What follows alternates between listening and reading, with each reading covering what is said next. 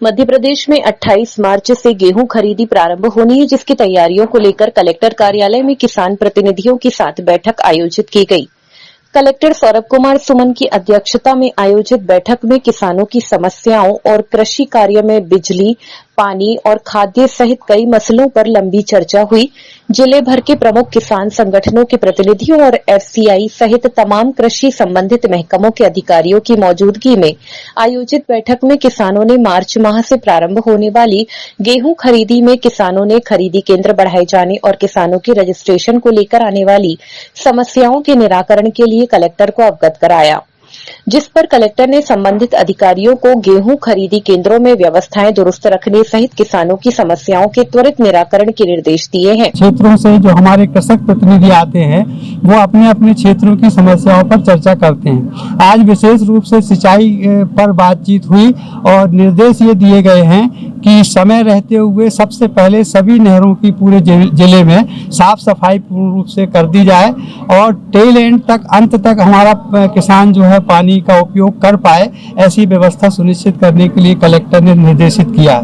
साथ साथ में विद्युत कंपनी के लिए भी उन्होंने निर्देशित किया है कि जितने भी ट्रांसफार्मर फेल बिगड़े हुए पड़े हैं उन्हें तत्काल सुधरवाया जाए। जहां जहां लाइनें खराब हैं वो लाइनें ठीक की जाए और जहां बिजली कम प्राप्त हो रही है, लोड जहां पर कम मिल पा रहा है, वहां पर जो है सही वोल्टेज की बिजली उपलब्ध कराई जाए। और साथ साथ में उनको ये भी निर्देश दिए गए हैं कि जहाँ जहाँ भी बिजली के बिलों में गड़बड़ियाँ हैं वहाँ शिविर लगा करके उन बिजली के बिल जो है वो दुरुस्त करवाए जाएं।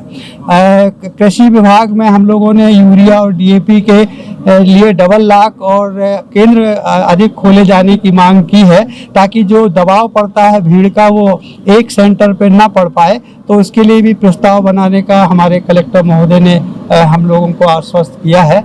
और इस तरह से हमारी सारी समस्याएं किसानों की कलेक्टर महोदय की जो ये मासिक बैठक हो रही है, इससे हमारे जो उसके निराकरण के रास्ते खुले हैं और हमें उम्मीद है कि इससे हमारे किसानों को बहुत कुछ लाभ होगा। गेहूं खरीदी चालू होने वाली जी, गेहूं की खरीदी जो है 28 मार्च से शुरू होने वाली है और इसकी सारी व्यवस्थाएं कर ली गई हैं और अब की बार उसमें जन भागीदारी के माध्यम से सुलभ और सुगम खरीदी हो पाए, तो इसके लिए जो है कार्य योजना पर भी बातचीत हुई।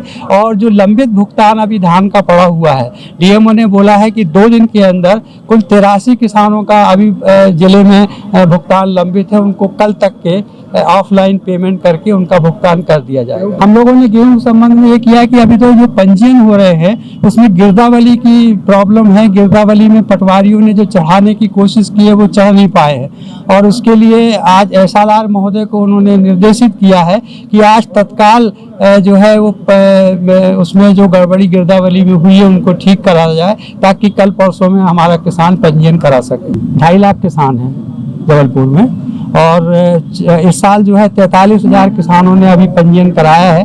पिछली बार 56,000 किसानों ने पंजीयन कराया था। तो इस साल जो 10,000 किसानों का कम पंजीयन हुआ है तो प्रशासन भी चिंतित है और उन्होंने कहा है कि हम जागरूकता के माध्यम से किसानों को ये कहें कि वो अपना पंजीयन कराएं। नहीं, बिल्कुल आप सही कह रहे हैं। कुछ वजह तो ये भी है कि अभी जो है बाजार समर्थन मूल्य के लगभग बराबर चल रहा है, परंतु जैसे ही आवक आएगी वैसे ही बाजार कम होंगे और उस वक्त फिर किसानों को सिवा समर्थन मूल्य पे बेचने का और कोई ऑप्शन रहेगा नहीं। इसलिए वो पंजीयन कराना चाहता है और हम चाहते हैं सारे लोग पंजीयन करा लें, ताकि अगर मौका लगे और अगर बाजार में रेट अच्छे मिलते हैं तो वो बाजार में बेच लें। मगर आप जानते हैं कि बाजार में चोखा माल बिकता है, बाजार में चोखा माल बिकता है और हमारा जो किसान बेचता है वो एवरेज जो है वो माल बेच पाता है, तो वो एवरेज माल हमारे किसान का खप जाएगा अगर वो पंजीयन करा लेगा। तो प्रत्येक माह जो है ये बैठक आयोजित की जाती है, तो उसी तारतम्य में आज की बैठक थी और मुख्यतः ये एक ओपन हाउस डिस्कशन रहता है, जिसमें पुराने बैठक में जो मुद्दे आए थे उसमें हम लोग जो भी प्रोग्रेस रहती है वो बताते हैं कि पिछले बार जो मुद्दे उन्होंने बताए थे, जैसे कहीं नहर की टूट फूट थी, कहीं ट्रांसफार्मर की समस्या थी, स्पेसिफिक इश्यूज रहते हैं, उस पर संबंधित विभाग कार्रवाई करके आते हैं। उस पे जो कृषक भाई थे उन्होंने अपना संतोष व्यक्त किया कि पिछले बार के इश्यूज में पर्याप्त समाधान की स्थिति हुई है।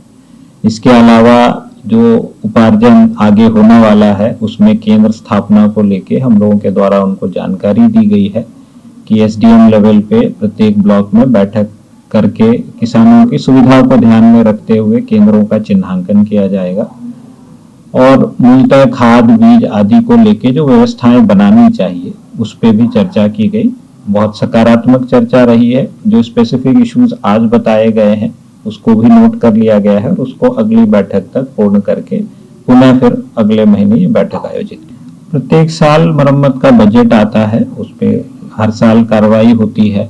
जब पानी छोड़ा जाता है हर बार टूट फूट होती है, कई बार मानव के द्वारा भी तोड़फोड़ कर दी जाती है, तो उसमें लगातार सुधार कार्य किया जाता है। ये बैठक जैसा मैंने बताया इसमें स्पेसिफिक नहर आदि का नाम लेके नोट कराया गया है इस बार भी कृषकों के द्वारा, तो उस पे संबंधित कार्यपालन यंत्री को निर्देश दिया गया है कि संबंधित कृषक के साथ मौका निरीक्षण करें और आवश्यकता अनुसार उसमें कार्रवाई करें।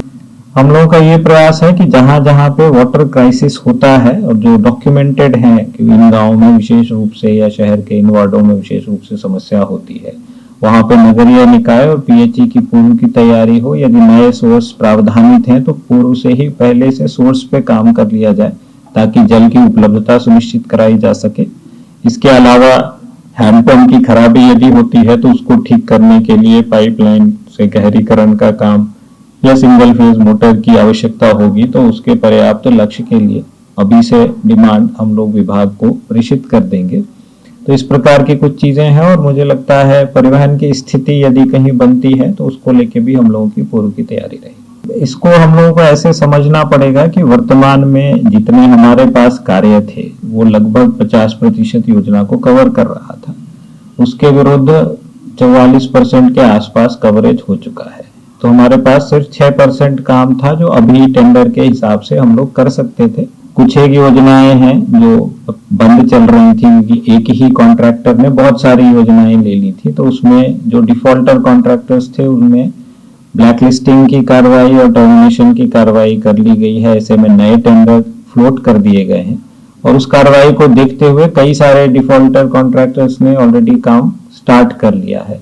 तो अप्रारंभ कार्यों की संख्या काफी अब कम हो गई है और अगले एक हफ्ते में ये संख्या और घट जाएगी और जो फिर अंत में लगेगा कि वो कॉन्ट्रैक्टर नहीं ही कर पा रहे हैं तो उनमें फर्दर टर्मिनेशन के बाद दोबारा टेंडर की कार्रवाई कर ली जाएगी। तो कार्य में फील्ड स्तर पे काफी गति आ गई है और इसमें आरडी डिपार्टमेंट को, रूरल डेवलपमेंट को इनकॉर्पोरेट कर लिया है। तो उसमें माइक्रो प्लानिंग हो रही है कि कहाँ किस कारण से कार्य में बाधा उत्पन्न हो रही है, कहीं पाइपलाइन अगर प्रोक्योर नहीं हो पाया है, कहीं मजदूरों की समस्या आ रही है, तो इन चीजों को प्रत्येक योजना स्तर पे देखा जा रहा है। तो 50% जो काम हमारे पास अभी अवॉर्डेड था उसमें से लगभग 44% कार्य पूर्ण हो गया है। 6% जो बचा है उस पर भी तीव्र गति से कार्य चल रहा है। अभी वर्तमान में शासन स्तर से जल निगम के लिए एक टेंडर अवार्ड हो गया है। इसमें बचे हुए गांव और बचे हुए नल कनेक्शन कवर हो रहे हैं। वो एजेंसी भी अब आ गई है, उसके पास 2 वर्ष का समय है। उस 2 वर्ष की अवधि में उनके द्वारा कार्य किया जाएगा। पाइली प्रोजेक्ट जो है उसका भी अभी जो टाइमलाइन दिया जा रहा है उसके हिसाब से सितंबर तक उनको कार्य पूरा करना है। कार्य की गति मेरे हिसाब से अभी उतनी संतोषजनक नहीं है, तो उसमें अभी लगातार मॉनिटरिंग की जाएगी और वहां क्या इश्यूज आ रहे हैं उस हिसाब से उसमें भी प्रगति लाई जाएगी। किसान संगठन प्रतिनिधियों ने बैठक में गर्मी के सीजन में खेती में कोई परेशानी न आए इसके लिए ग्रामीण क्षेत्रों के सभी ट्रांसफार्मर ठीक कराने, नहरों की सफाई और दुरुस्तीकरण जैसे कार्यों को लेकर भी कलेक्टर से दखल देकर समस्याओं को त्वरित निराकरण की मांग उठाई है, जिस पर कलेक्टर ने सिंचाई विभाग, बिजली विभाग के आला अधिकारियों को ताकीद किया है कि समय से पहले व्यवस्थाएं चाक चौबंद रहें। किसी भी सूरत में किसानों को समय पर बिजली, पानी मुहैया कराई जाए ताकि किसानों को परेशानी न उठानी पड़े।